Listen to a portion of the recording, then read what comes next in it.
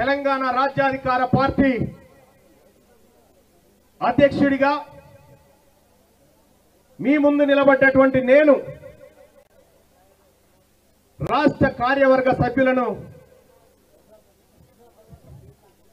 ఈ వేదిక మీదకి ఒకసారి పిలవాలనుకుంటున్నా, మేధావి సమాజం ముందు కూర్చోబెట్టాలనుకుంటున్నా. ఈ పార్టీకి వర్కింగ్ ప్రెసిడెంట్లుగా మాధం రజనీ కుమార్ యాదవ్, అలాగే సూదగాని హరిశంకర్ గౌడ్ గారు వర్కింగ్ ప్రెసిడెంట్ గా ఈ పార్టీకి ఉండబోతా ఉన్నారు. అలాగే తెలంగాణ రాజ్యాధికార పార్టీ ప్రధాన కార్యదర్శిగా వట్టె జానయ్య యాదవ్ గారు జనరల్ సెక్రటరీగా, అలాగే బీసీ అణగారిన వర్గాల జీవితం కోసం తన జీవితాన్ని పనంగా పెట్టిన సంగం సూర్యారావు గారు, అలాగే ఈ మా పెద్దన్నగా వ్యవహరిస్తున్నటువంటి పల్లెబైన అశోక్ ముదిరాజ్ గారు ఈ పార్టీ రాష్ట్ర జనరల్ సెక్రటరీగా ఆయన ఉండబోతా ఉన్నారు. అలాగే మా ఆడపడుచు జ్యోతి పండల్ గారు కూడా, అలాగే ఇంకా చాలా మంది యువత మిగతా విభాగాలకు సంబంధించి అతి త్వరలో ప్రకటిస్తాం. ఇక్కడ ఉన్నటువంటి వేదిక మీద ఉన్నటువంటి వాళ్ళంతా అనునిత్యం ఈ ప్రజల కోసం పోరాటం చేసినటువంటి బిడ్డలు కాబట్టి వాళ్ళు సముచిత స్థానాన్ని పొందగలుగుతున్నారని చెప్పి నేను తెలియజేస్తా ఉన్నా. అలాగే సోదరులారా, ఇక్కడ తీన్మార్ మల్లన్న పైన ఇప్పటికి 4 సార్లు హత్యాయత్నాలు జరిగినాయి. మొన్నటికి మొన్న ఈ పార్టీ పెట్టబోతున్నామని ప్రకటించిన తర్వాత ఏకంగా నా కార్యాలయంలో కాల్పులే జరిగినాయి. చాలా మంది ఎట్టి పరిస్థితి ఈ పార్టీని అడ్డుకోవాలని ప్రయత్నం చేశారు. కానీ మేము ఎక్కడ కూడా ఎవరికి చిక్కకుండా అత్యంత జాగ్రత్తగా ఈ ప్రయాణాన్ని ముందుకు తీసుకుపోతామని చెప్పి తెలియజేస్తూ, నా మిత్రులందరూ ఒకసారి చేయి ముందుకు పెడితే తెలంగాణ రాష్ట్రంలో ఉన్నటువంటి ప్రజలందరికీ మేము తెలంగాణ రాజ్యాధికార పార్టీ రాష్ట్ర కార్యవర్గ సభ్యులుగా మీ అందరి ముందు ప్రమాణం చేస్తున్నాము. మీ తలరాతలను మార్చి అన్ని వర్గాలను సమాన స్థాయిలో అభివృద్ధి చెందించే కార్యక్రమంలో ఈ పార్టీ ముందంజలో ఉంటుందని చెప్పి తెలియజేస్తా ఉన్నాం. ఇది మా ఆత్మగౌరవ సాక్షిగా మీకు ముందుంచుతున్నటువంటి ప్రమాణం. ధన్యవాదాలు. ఈ తెలంగాణలో రాబోయే రోజుల్లో అధికారం అన్ని వర్గాలకు ఈక్వల్ గా పంచబడాలన్నదే మా లక్ష్యం. అన్ని వర్గాలకు ఈక్వల్ గా పంచబడాలన్నదే. అలాగే ఈ పార్టీ ఎప్పుడైతే నిజాం ప్రభు 1948 సెప్టెంబర్ 17న వదిలిపెట్టిండో, ఆ వదిలిపెట్టిన తెలంగాణ కావాలి మాకు. ఆ వదిలిపెట్టిన తెలంగాణ కావాలి. అక్కడే అసలైనటువంటి అన్ని ప్రజలకు న్యాయం చేసే వర్గాలున్నాయి.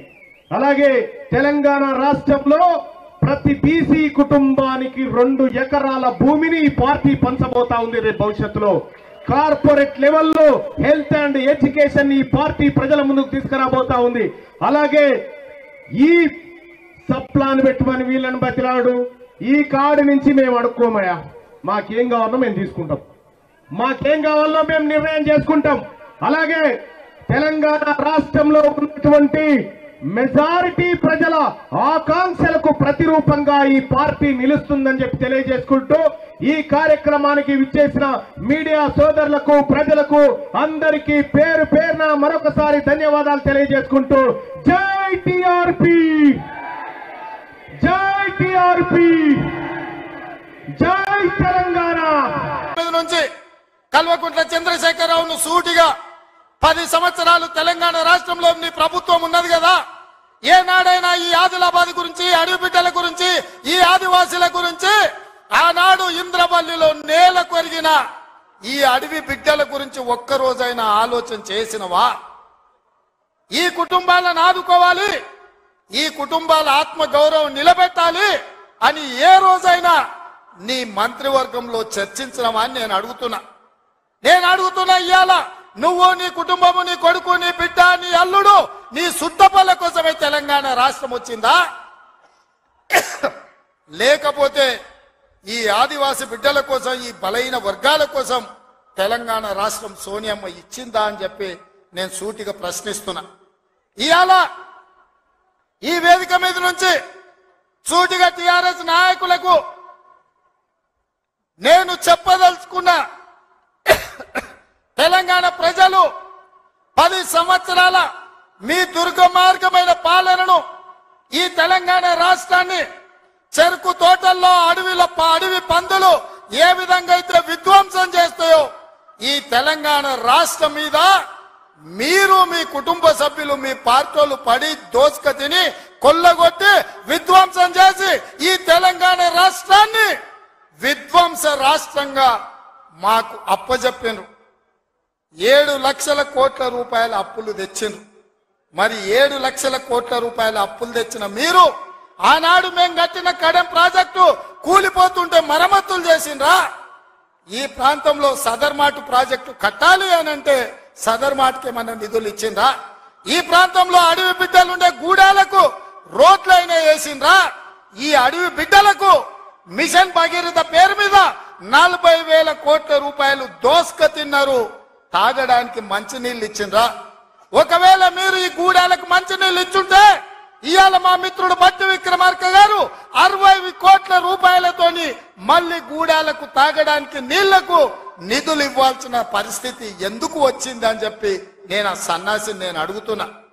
నిజంగా నేను అభివృద్ధి చేస్తే నాగోబా గుడికి 7 కోట్ల రూపాయలతోటి ఈ రోజు మేము కార్యక్రమాలు తీసుకోవాల్సిన పరిస్థితి ఉంటుండేనా?